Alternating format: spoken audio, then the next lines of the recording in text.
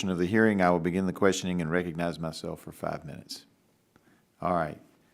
Dr. Ford, I was particularly moved by some of your testimony because I've heard some of those same stories. I represent the mountainous part of Virginia and deep southwest Virginia, and the folds in the rural, even in the areas that are not quite as mountainous, the folds in the land often make it very difficult. I've seen some of those estimates that you've seen where maybe $120,000 or $175,000 just to hook up one house. Even if they have fiber laid, to the next house over, you've got to go over a hill and down a small valley to get in there. And in fact, a lot of times people think that I'm just talking about the areas that are completely, rural or out in the middle of nowhere. But I represent Montgomery County, which has Blacksburg in it, the home of Virginia Tech. It's very well wired. But if you travel a few miles out into the county, because of the lay of the land, the folds in the mountains, all of a sudden you got people who have nothing. They have zero service. You indicated that you think that there are still too many rural areas that are completely unserved and that we should prioritize those areas that have zero. I agree with you. It was one of the problems I thought we had with some of the legislation that was passed last year, is that if you were so-called underserved, you could be in the same pot of money or competing for the same grant as people who had zero over zero, even if you had something. Yeah. I've got people who have nothing. Ms. Seifer was talking about going to the Taco Bell. My colleague, Ms. Castor, talked about going to a fast food restaurant. I have people who don't have fast food restaurants to go to. The fire department seems to be used in some areas. So I guess one of the things I'm trying to get at is we're in agreement that we shouldn't be spending $120,000 to get to one house where you don't know 100% that they're going to even sign up, and the people can't afford it, and it doesn't make economic sense, but we should look for creative ways. And so you mentioned satellite. We actually had one of the beta tests for Starlink, and I'd like to see competition in that arena, but it's not there yet. Coming. But it's coming, I hope.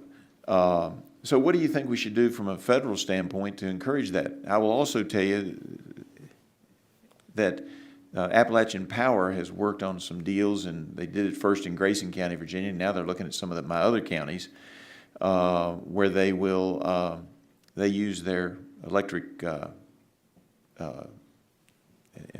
don't want to say poles because it's usually the bigger lines that they're carrying the lines. They use those to help do some wireless into the community and do broadband off of those. Right. That's been pretty successful in a pretty rural area. So what can we do to make that better? Well, I think that you're right, that you have to start focusing on what options are available to solve particular problems like that. I mean, sometimes people tend to think, here's 100 homes and it's all going to cost me some $2,000 a subsidy to make it all happen, and it's hardly ever like that. You could have a mountain, you could have a lake or a river that causes problems. You could have easements with the Department of Transportation that doesn't let you cross a highway because they don't want to fool with it. So there's a lot of those issues, and I do think that we shouldn't get in a super hurry. I know it's important, but we need to really focus on the opportunity to use what services are available, and satellite services are an option today. The capacities can be limited. The speeds are pretty good, but they can't just take anybody and everybody, so it's not for everybody. But if we're saving $120,000, I'm going to hit on Ms. Seifer's point before my time all runs out. Should we, instead of subsidizing the $120,000 to lay the fiber there, should we be subsidizing the satellite service? Yeah, I would say yes. It's much cheaper, and I say that in my testimony. Or help in the public-private partnership that APCO's got worked out where they're doing stuff with the counties. Right. And you can view that as an option, right, as holding that option to do something later when it becomes more affordable.